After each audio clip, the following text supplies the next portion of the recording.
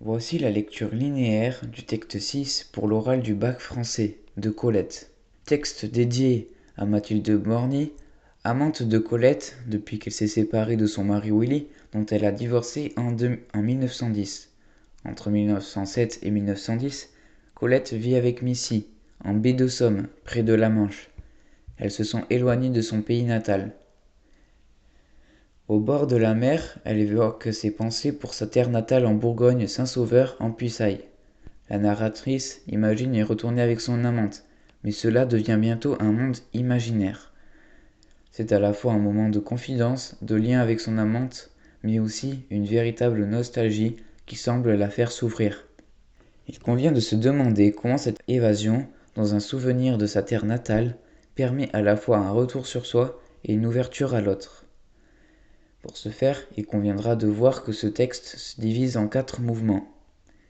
D'abord, ce pays personnel apparaît comme un envoûtement pour la personne aimée. Ensuite, le paysage de ce pays devient fantastique, plus proche de l'imaginaire que du souvenir. Puis c'est un véritable chemin qui mène hors du monde réel, prenant des dimensions symboliques particulièrement riches. Enfin, la narratrice réalise l'écart avec les émotions de sa compagne. Mais le lien n'est pas rompu, et elle retrouve la réalité. Premier mouvement, immersion de Missy dans son monde. Dès le départ, le ton du rêve est donné avec le verbe au conditionnel « et si tu m'oublierais, tu t'assoirais ». La polysynthète « et si tu arrivais » marque les étapes de l'immersion. On note ici l'adresse de la deuxième personne « tu arrivais » qui montre que la narratrice s'adresse à son aimé à travers le pronom personnel sujet tu. Avec le déterminant possessif mon pays, la narratrice invite son amante dans son souvenir.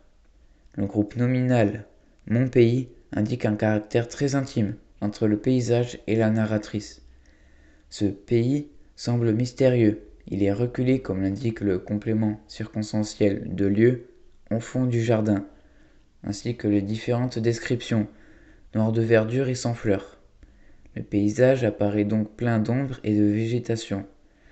Mais progressivement, la première personne du singulier s'efface.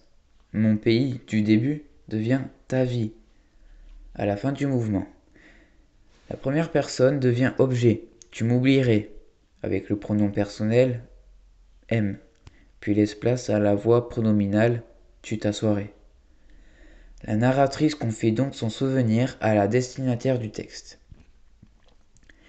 Le déictique, là, nous transporte sur place. On assiste donc ici à une véritable mise en scène de ce paysage. Ce paragraphe s'inscrit dans le registre lyrique. On remarque la répétition du substantif jardin et la musicalité avec le rythme ternaire de la ligne 3 et le jeu et le chant lexical de la nature, jardin, montagne, verdure. Mais la deuxième fois que le substantif jardin est évoqué, il est qualifié par l'adjectif de couleur noir, qui crée un effet de contraste. Cette idée de quelque chose de dissonant est renforcée par la préposition sans, qui marque l'absence sans, pas de fleurs, ainsi que par les couleurs froides, noir de verdure, azur mauve, mais aussi par l'adjectif négatif poussiéreux. Il semble donc s'agir ici d'une nature peu accueillante, voire hostile. En effet, la seule vie apparaît avec les papillons, mais ils sont encadrés par les cailloux, qui sont durs, et les chardons, qui sont piquants. De même, l'euphémisme final semble particulièrement menaçante, puisqu'elle désigne la mort, terme de ta vie. Il en va de même pour la négation partielle, non plus bouger, car ça veut dire cesser de bouger. On remarque également que le verbe de mouvement arriver devient à la fin s'asseoir. Ainsi, avec les deux hypothèses successives, si tu arrivais, si tu regardais, alors tu m'oublierais. Le paysage semble agir comme un mage hypnotique, un filtre d'oubli. Deuxième mouvement, un paysage symbolique et fantastique. Le paragraphe commence par un présentatif, il y a, doublé de l'adverbe encore, qui joue le rôle d'un connecteur logique d'addition. La répétition du complément circonstanciel de lieu dans mon pays crée un véritable refrain musical. On remarque que le regard est descendant, puisqu'il va d'une montagne à une vallée. Les deux verbes coordonnés sont antéposés. Ils sont donc mis en valeur. C'est tire et flotte. Ils sont au présent de vérité générale et indiquent un mouvement paradoxalement éternel. On note une nouvelle hypothèse. Si tu suivais, tu croirais gravir. Le conditionnel présent montre qu'on est à nouveau dans un rêve, mais qui devient ici un cauchemar. La comparaison, comme un berceau, fait penser à un lieu de naissance. Colette évoque les lieux de son enfance, sa Bourgogne tant aimée. Elle évoque ici le caractère originel et fondateur de sa personnalité. Le brouillard apparaît ensuite de manière toute puissante.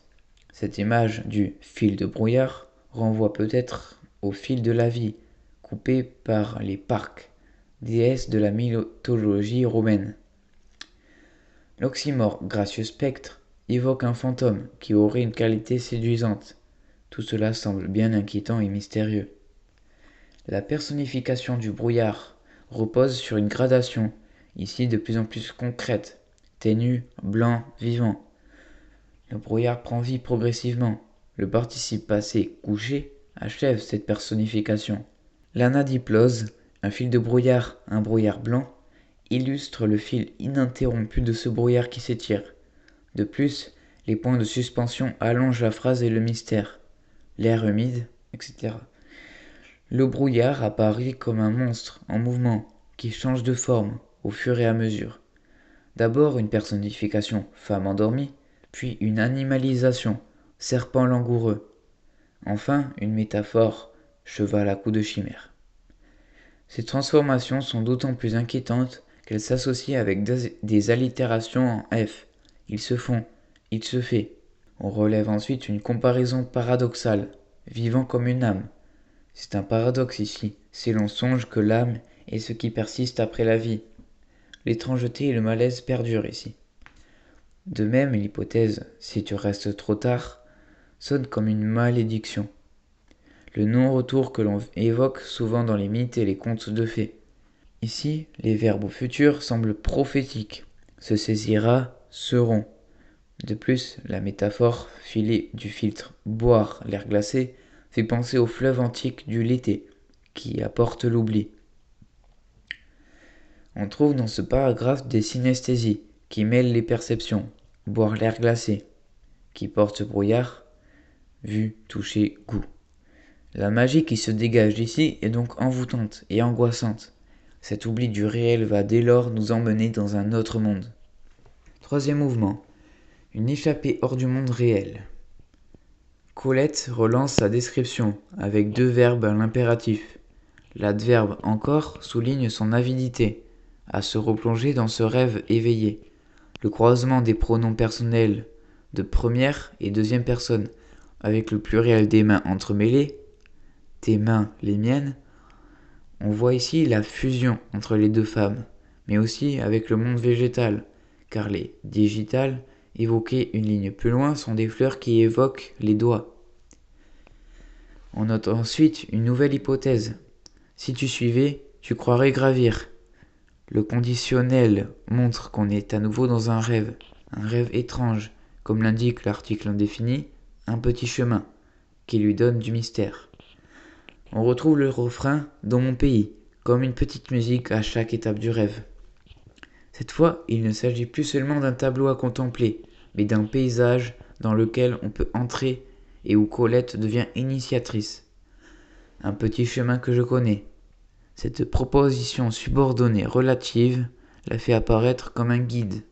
Puis l'indéfini laisse place à l'article défini, le sentier. On passe ici des couleurs froides aux couleurs chaudes, jaune, rose brûlant. La synesthésie rose brûlant exprime l'intensité de la couleur. On peut noter que les points de suspension poursuivent le chemin, hors de la vie. La beauté de ce paysage est donc telle qu'elle mène à la mort. On sort du réel pour entrer dans le rêve, le mythe, le symbole. Et c'est une grande sensualité de ce troisième mouvement. Ensuite, les synesthésies se poursuivent avec le chant bondissant des frelons. Les insectes sont habillés, fourrés de velours. Ce sont donc des créatures de contes de fées. Les allitérations en F et en R font entendre le bourdonnement de l'insecte. Ce chant est comparé à la vie elle-même, bas comme ton cœur. Il s'agit donc d'une image qui confond le chant, la poésie, le paysage et le corps. À la fin du paragraphe, le mouvement est ascendant, comme l'indique le complément circonstanciel de lieu, là-haut. On retrouve dans cette phrase le thème récurrent de l'oubli, forêt oubliée des hommes.